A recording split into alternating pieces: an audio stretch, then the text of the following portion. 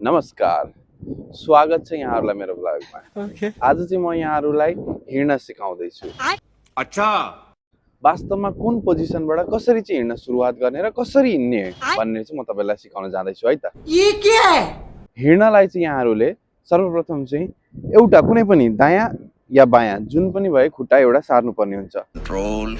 अर्को खुट्टा त्यसपछि सार्नु पर्ने हुन्छ र यही प्रक्रियालाई चाहिँ तपाईले कन्टिन्युअसली दोहोर्याउनु पर्ने हुन्छ तब तपाई हिँड्नुहुन्छ। भोसड़ी के बाप। जस्तै म एक्जाम्पल तपाईलाई देखाउँछु, ल हेर्नुस्।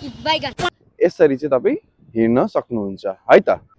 अरे कहना क्या चाहते हो? एक्जाम्पलको लागि जस्तो म यहाँ छु नि, अब मैले त्यो पोल पुग्नु पर्यो, मैले अब के गर्नु पर्यो भनेदेखि यसरी हिँड्नु पर्यो। ल हेर्नुस्, हिँड्नुस्, यसरी हिँड्नुस् हिँड्नुस् हिँड्नुस् हिँड्नुस् हिँड्नुस्।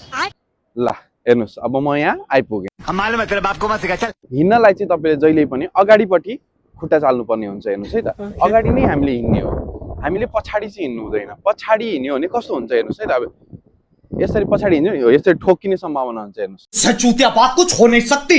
यसरी ठोकिसकेपछि तपाईलाई चोट पनि लाग्ने सम्भावना हुन्छ र पछाडिपट्टि हाम्रो आँखा हुँदैन नि त, त्यही भएर अगाडि आँखा हुने भएकोले अगाडि नै हिँड्नुपर्ने हुन्छ है त। पैसा बर्बाद पे। अब तपाईहरुलाई लागिरा होला हामी किन अगाडि नै बढ्नु पर्छ त जहिले पनि, किन चाहिँ पछाडिपट्टि जानु हुँदैन। हेर्नुस्, एक पहिलो कारण त पछाडिपट्टि जाँदाखेरि तपाईलाई केही थाहा हुँदैन, केही देख्नु हुँदैन, त्यसकारण तपाई ठोकिन सक्ने सम्भावना धेरै हुन्छ है। अब यो संसार पनि बनेको अगाडि बढ्नकै लागि हो। कहिले तपाईले पृथ्वी उल्टो घुमेको देख्नु भएको छ? उल्टो घुमेको दिन के हुन्छ?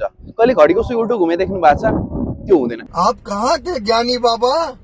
किन हरेक जनावर मान्छेदेखि लिएर हरेक कुराको आँखा चाहिँ अगाडिपट्टि नै हुन्छ? किन पछाडि किन हुँदैन? यो सबैको रिजन यही हो, हामी जहिले पनि निरन्तर अगाडि बढिराख्नु पर्छ, कहिले पनि पछाडि फर्किनु हुँदैन। न्युट्रल भएर उभिनु हुन्छ, उभिएको तपाईँ गल्नु पनि हुन्छ। यी सबै कुराहरूलाई ध्यानमा राखेर हिँड्नुहोस्। आजको हिँड्ने कोर्स यही सकिएको छ। धन्यवाद।